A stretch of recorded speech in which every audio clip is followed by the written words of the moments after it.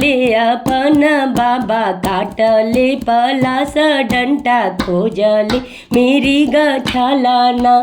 अरे अरे आज हमरा नाती के जनेवा जनेवा जग ओ तिम जनेवा जग ओ तिम हो। पहिले जे पड़ेला मोंज के करवायवरो सुता के करवाहो। बबुआ के पड़ गईले नव गुण जनेवा जनेवा जगऊ तिम जनेवा जगऊ तिम हो। बनवा में जाले अपन पापा काटले पलास डंटा खोजले मेरी गछाला हो। अरे अरे आज हमरा बेटा के जनेवा पलास डंटा काटिला मेरी गछाला खोजिला मेरी गछाला खोजिला हो। पहिले जे पड़ेला मोंज के करवायवरो सुता के करवाना।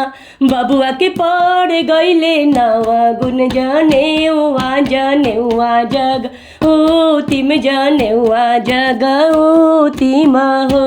बनवा में जाले अपन चाचा काटले पलास डंटा खोजले मेरी गछाला हो।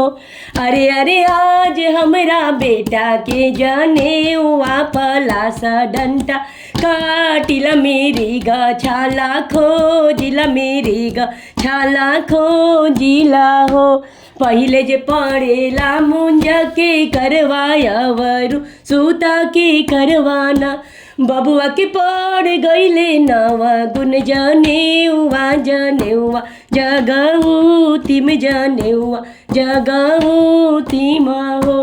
बनवा में जाले अपन भैया काटले पलास डंटा खोजले मेरी गछालाना।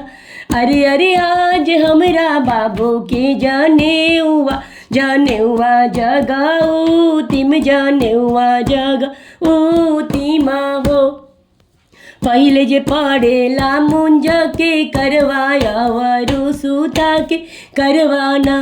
बबुआ के पड़ गईले नवा गुण जनेवा जनेवा जगऊ तिम जनेवा जगऊ तिम हो।